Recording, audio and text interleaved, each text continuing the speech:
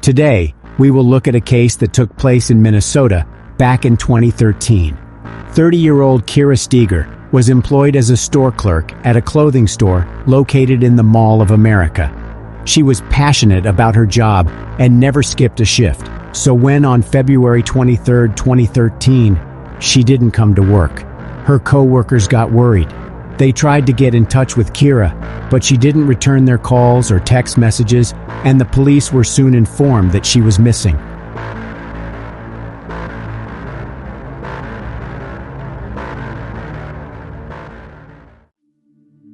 Kira K. Steger was born November 19, 1982 in Des Plaines, Illinois.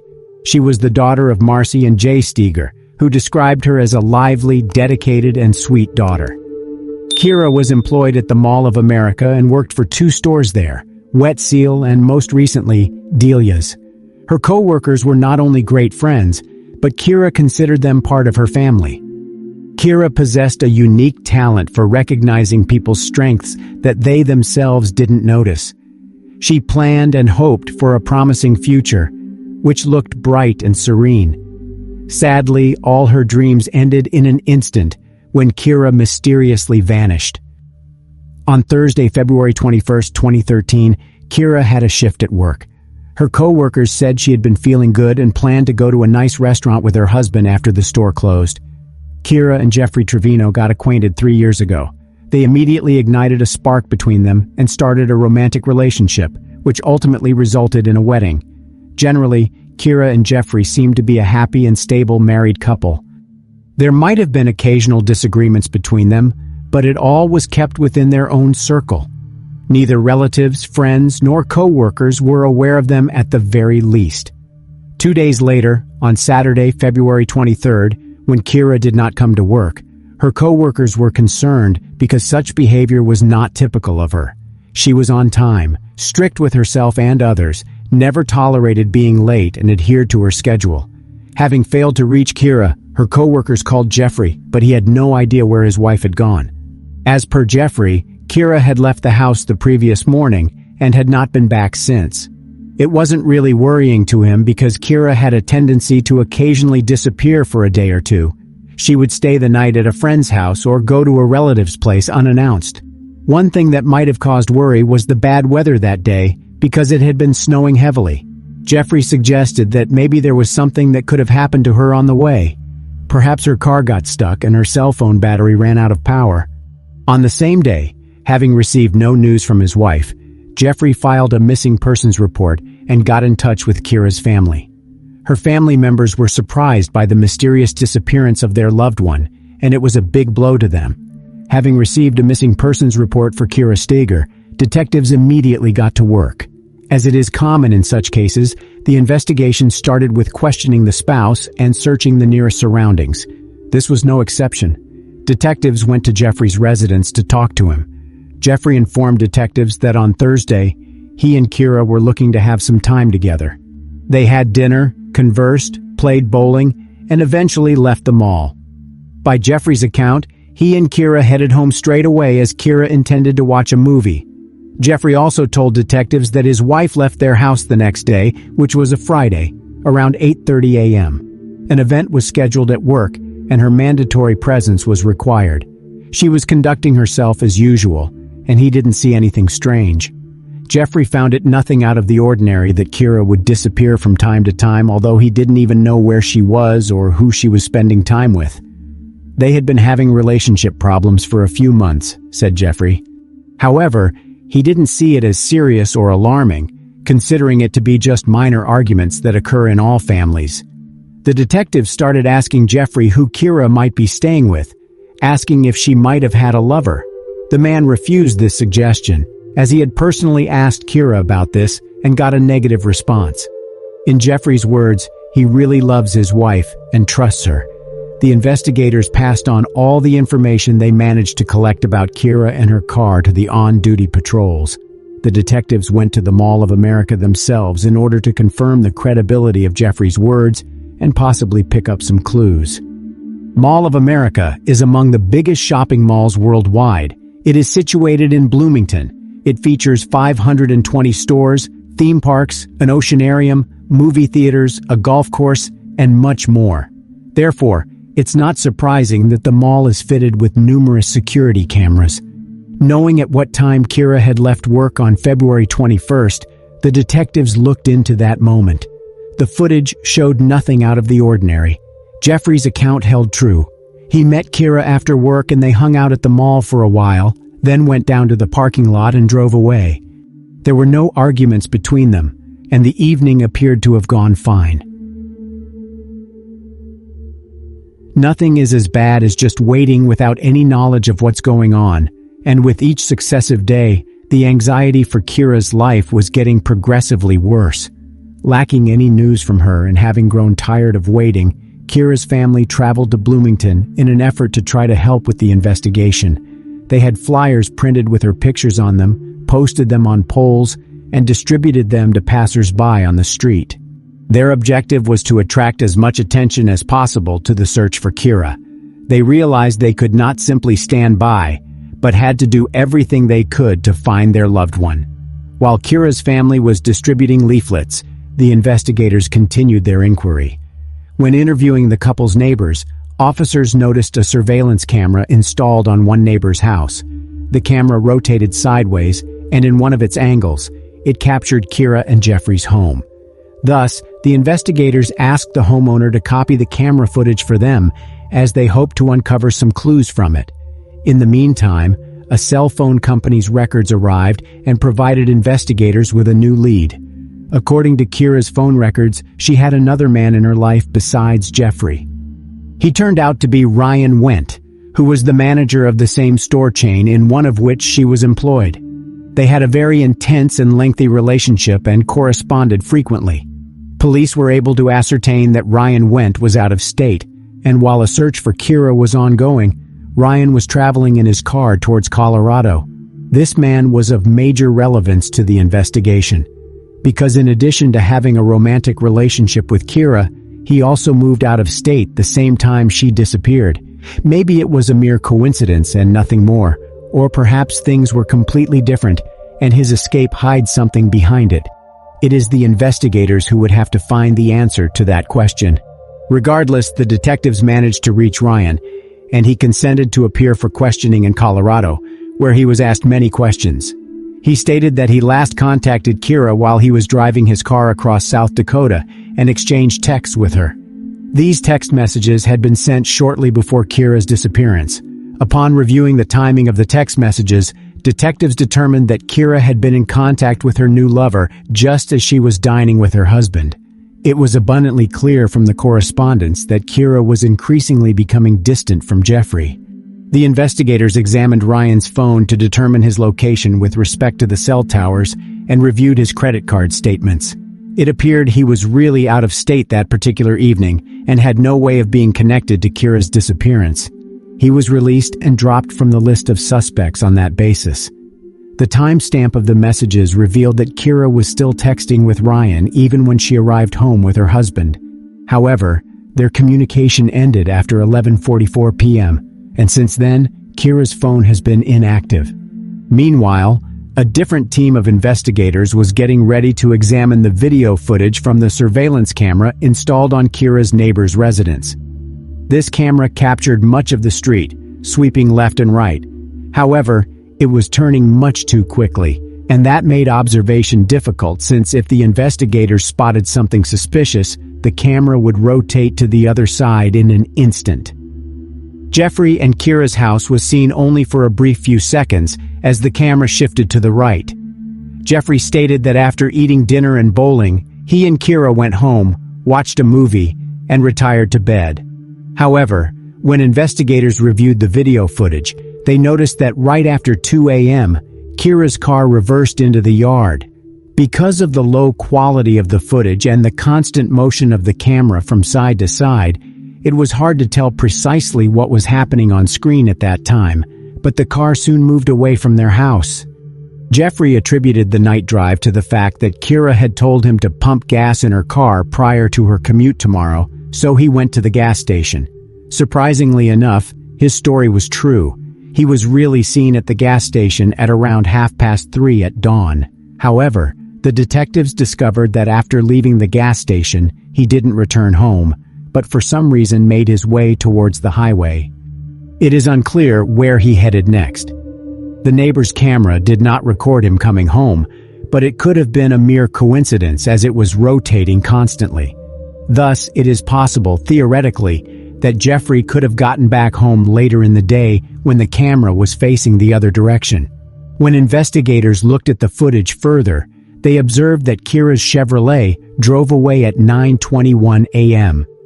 Disappointingly, there was no way to see who was at the wheel. A missing person report was filed with police on Saturday, February 23rd, and the police department got a call on Monday, February 25th, to report the finding of a suspicious vehicle. Near the shopping center where Kira was employed, there are two multi-story parking lots. Security guards noticed that a certain car had been parked there for several days and requested a tow truck. The tow truck driver proceeded to examine the car before picking it up and spotted suspicious-looking red smudges on the trunk lid, then called the police. That vehicle turned out to be Kira's white Chevy. There wasn't that much blood, just a few small stains, but it was there, and that was a very bad sign. Kira's purse, which was recovered from her dumped car, had divorce court forms that looked like they had been downloaded from the internet. Additionally, a small dark item lying in the snow behind the car caught the investigators' attention. When they got closer, they saw a rolled-up trunk mat that had dark-colored stains on the reverse side. DNA testing determined that it was Kira Steger's blood. With regret, the investigators began to realize that Kira was most likely no longer alive. This horrible discovery was a severe shock to her family and friends. Their last hope of seeing Kira again was lost, but with this, myriad questions arose in their minds. How did she die? Did she suffer? And who could have resented her enough to have robbed her of her life? The absence of Kira's body compounded the matter, for it was much more difficult to endure the sorrow that had befallen them without it. The detective's top priority now was to identify the person who abandoned the vehicle in the parking lot. The car drove away from the house at 9:21 a.m. Approximately 20 minutes later, the mall's cameras captured it. There were no cameras in the lot where the car was discovered, but there was a camera directed at the path that led to the car. The camera was located near where Kira's car was located. After viewing the footage from that camera, the detectives noticed that a few minutes after the white Chevrolet drove into the parking lot, a man with a hood covering his head appeared in the footage. It was fairly cold, and it didn't seem odd that the man was in a hoodie, but the detectives wanted to track where he was headed. It was seen that the hooded man made it across the street and walked to a taxi stand where he had a brief conversation with one of the drivers, then got into the car and drove off. The police were able to determine which company the cabs parked in the parking lot of the shopping center belonged to. Based on the time of the hooded man's interaction with the driver, it was not difficult for the police to identify the license plate number of that particular vehicle. All of the cabs were outfitted with GPS tracking devices, which revealed that the hooded man concluded his trip a block away from Kira and Jeffrey's house and then got out of the car after paying cash. As it left the neighborhood, the cab was caught in the lens of the same camera that had partially filmed Kira and Jeffrey's home. After 2 minutes, a hooded man entered the frame. The low resolution of the footage made it difficult to see his face, but what was striking was the white logo on his hoodie. As the investigators kept viewing the footage, they saw the hooded man walk into the house where Kira and Jeffrey lived. Kira had been missing, which made it nearly certain that the hooded man was Jeffrey. After securing a search warrant, the law enforcement officers headed to the house. At first glance, it looked like an ordinary, unremarkable house, but that was only at first glance. Under closer examination, the criminalists started to find dark red stains in the bedroom of the spouses. There were a few stains on the wall beside the bed and around 100 of them on the mattress. It was apparent that the bedroom had recently been rearranged and cleaned. When the forensics team sprayed luminol, the floor carpet was practically glowing. It had a lot of bloodstains on it that could not be detected by the naked eye. These stains originated in the bedroom and extended into the other side of the house. Forensics confirmed that it was Kira's blood, and this further convinced investigators that she was no longer alive. Besides searching the inside of the house, police also examined Jeffrey's car.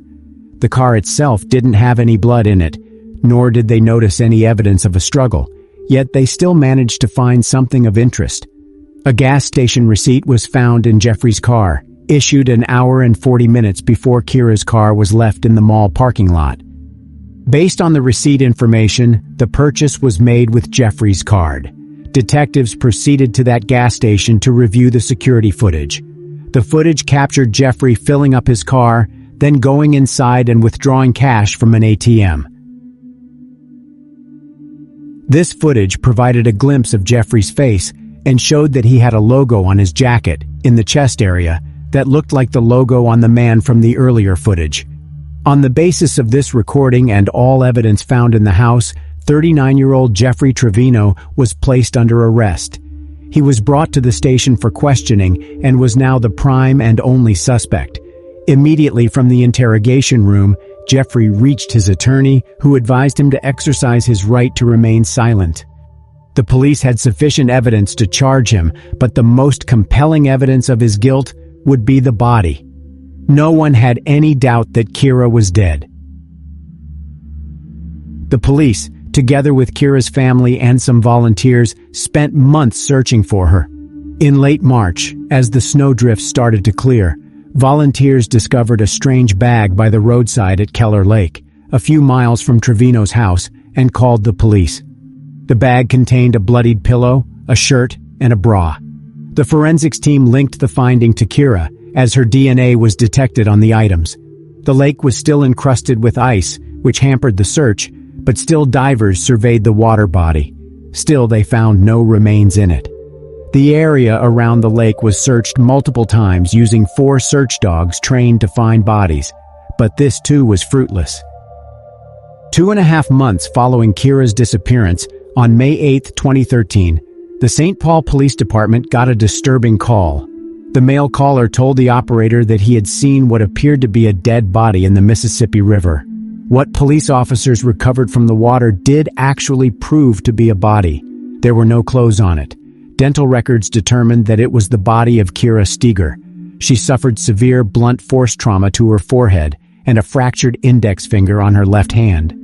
Because of the degree of decomposition, the medical examiners were incapable of establishing an exact cause of death. Using the new evidence, investigators tried to reconstruct the timeline of events leading up to Kira's death and the events that followed.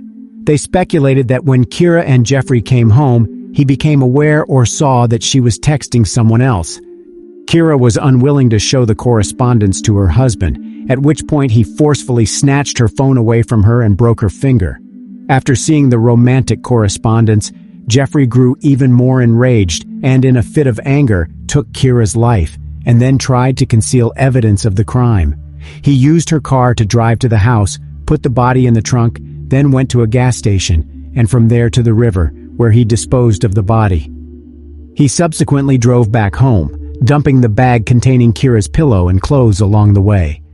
The next morning, he went to a gas station and took out cash from an ATM because he knew that after he left Kira's car in the mall's parking lot, he would have to pay for a cab, and it would be better to do so in cash.